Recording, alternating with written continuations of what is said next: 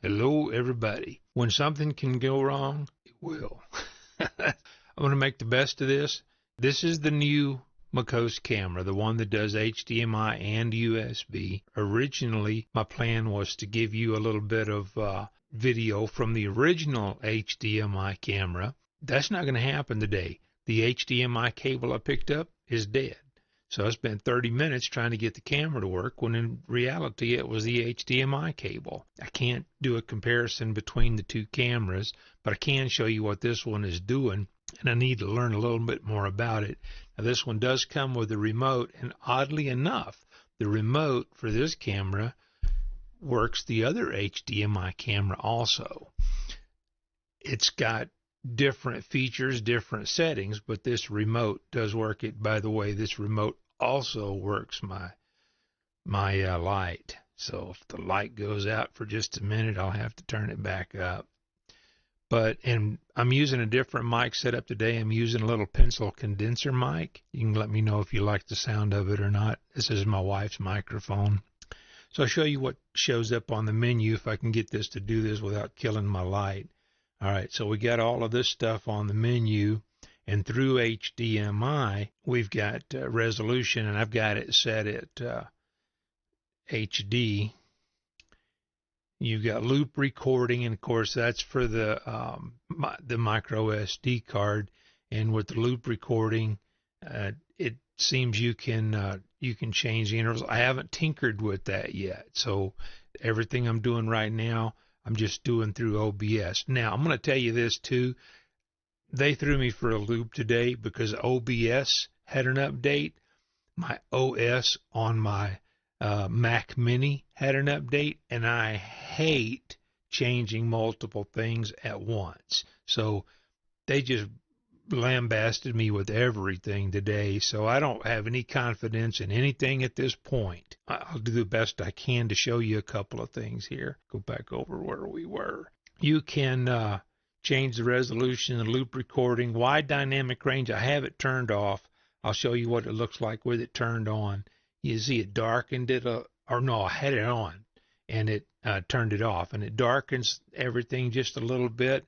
So this is with wide dynamic range off, and that's with wide dynamic range back on. I lean toward having it off. You got the audio record turned on, and that is not passing through the HDMI port, so I can't get the audio from the camera. I did have it hooked up on USB, and it does pass the audio on USB. The timestamp and date stamp, I don't think anybody's going to be interested in that whatsoever. We'll go over here in image effects. You've got your controls to change the white balance, exposure, things like that. So we'll go over. You've got an option on automatic white balance, or you can use a gray card and do a one-time manual setting, or you can go through the settings and you can change everything manually. I don't want to do that at this point. Your exposure, you can run the exposure up and down. You can change the ISO settings so it toggles through. It'll go quite a bit. It's not automatic. I don't like automatic. And then there's ISO of 100, 200, 300, or doesn't do 300, does 400. Same thing with the shutter. You can change the shutter, and you can go in either direction with the shutter, and that's obviously way too fast. And some of these, it takes them just a little while for everything to settle in. Same thing if you make a resolution change, it'll actually completely reboot and start over. Then you've got your brightness controls, contrast control, saturation, all the normal stuff that you'd like to see on here. If you come back over in the setup mode, you can change your resolution, time, turn beeps on and off. I'm not much into the beeps, especially when I'm doing something like this. Your display mode, language, frequency, format, and so we'll go over some of these things right here. Your HDMI, I've got it set at 1920 by 1080, and it will go up and record at 4K. And what's that say? My hat's the same color. So 25 frames a second, it'll do 1080 30. So you've got these other resolutions to change to. I'm going to leave it set at 60 frames a second, 1920 by 1080. And now you've got your date and time, the beep sounds, and all your frequency. I've got that set to 60 hertz. You can change your format, and then if you get it just jacked way up, you can go in there and change go back to default settings on this. Until I get another HDMI cable, I can't do any of the stuff that I was planning to do. I'm going to also tell you, I should be running about 300 milliseconds of delay on the audio. I think that's about what this HDMI capture card needs, is about 300 milliseconds. I don't know if the delay is going to be the same on the USB or not, but I'm going to hook the USB cable up real quick. And that menu goes off. I think I've got the menu set for 30 seconds. It'll go off in just a minute, or maybe 30 seconds. I'll give you a little bit of recording on USB, and as I understand it, the micro SD card only works when you're using the HDMI mode. Haven't verified that yet, and that's one of the other things that I've got to go over. They just changed way too many things for me, and I've been fighting with this for about an hour to determine that the HDMI cable was bad. Let me get this switched over to USB. I'll be right back. Okay, this is the directly from the camera on USB mode. I don't have access to the same menu I had in the HDMI mode. When I hit the menu button on the remote, I get nothing on here. Now, this does have an aperture on it, and there are filters in OBS, but right now I just want to show you just what the camera itself is capable of.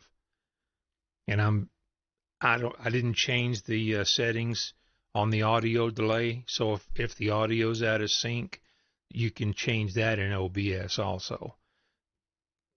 I don't know which way it went, but so it's not terrible. Like I said, you can go in and change the filters in OBS. Now, the microphone is terrible. Now, I'll show you what the microphone sounds like. I'm going to shut this mic off. That's the microphone on the camera. So I'm going to turn that microphone off. It's okay. I mean, for me, I'm going to record audio externally anyway, and it's good because you can see the audio waveforms in the editing program, so it allows you the ability to go ahead and sync scenes up if you're using more than one camera, or sync the audio up. And so it's not totally useless, but it sounds terrible. It may sound better recorded directly onto a micro SD card. I don't know. I'm going to kill this recording, and I'm going to tinker with the settings a little bit, and you won't be able to. Now, you might be able to see those on screen. I don't know. I think it's just going to record through here. Let me tinker with this just for a second. I'm going to see if these filters come up. If that comes up on, no, that's coming up on a separate window. So let me tinker with the filters for a minute and see if we can improve this picture a little bit. I'll be right back. Okay, I tweaked the settings a little bit in USB mode, and I think I got it looking a little bit better than it was before. But I'll say I'm going to probably run this in HDMI mode all the time. It won't do HDMI and USB at the same time. And I'll also say this is on the Mac. There are settings available in properties on a PC that you don't have access to on the Mac. And I don't know why that is, but I've confirmed it, and that is the way it is. The same camera on the Mac, I have fewer options controlling the actual camera in the software in OBS. But I go over to the PC, I got a whole list of options, and it's dependent upon the camera. This camera actually had quite a few options in USB mode on the PC, nothing on the Mac. So you've got to use the filters that are built into OBS. And I forgot I was going to check the sync on this so I don't drive everybody crazy with it. Let me hook it back up on HDMI. I'll be right back. All right. Oh, got that weird little line in there. I don't know if it records that. Let me boot OBS. This is one of the things. All right, my weird little data line thing is gone. Now this is with the aperture set where it was on the USB mode. I'm going to turn it back up. And you can always, like on the USB mode, you could always dim the light. I've got a fairly bright light going. I have a remote. Oh, I set it where I could reach it in case it screwed up a while ago. But I'm gonna dim the light. So I've got a fairly bright light going in here. And on the USB mode, you can turn that down rather than turn the aperture down. All in all, I've got to tinker with this thing some more. OBS just updated. They updated on the PC and they updated it on the Mac, and they're both glitchy right this second. And I just got another update today. I don't know if this is going to fix the glitches or not. It was the bigger glitches were on the PC. And if anytime I changed anything, I had to completely shut it down and restart it to get cameras to even show up. So I don't know. This is what you got, but this is the Mokose C100. A couple of modes here. I will get another HDMI cable so we can do a comparison between the original HDMI camera and this one.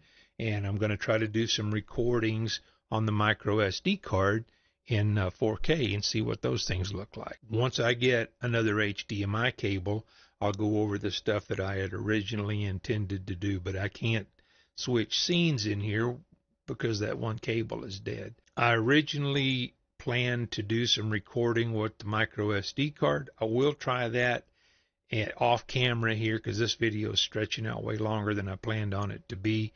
And now that I've figured out where the problem was, I'll try recording on the micro SD card. It will record 4K as I understand it. So I'll try some 4K footage on the micro SD card and we'll see what that looks like. And maybe I'll render it in 4K and see how it turns out. I'll have some more videos pop up here if you want to see some of the other stuff I've done with this camera or some of the other stuff I've done. And if not, I'll either catch you on one of those or I'll catch you on another video down the road.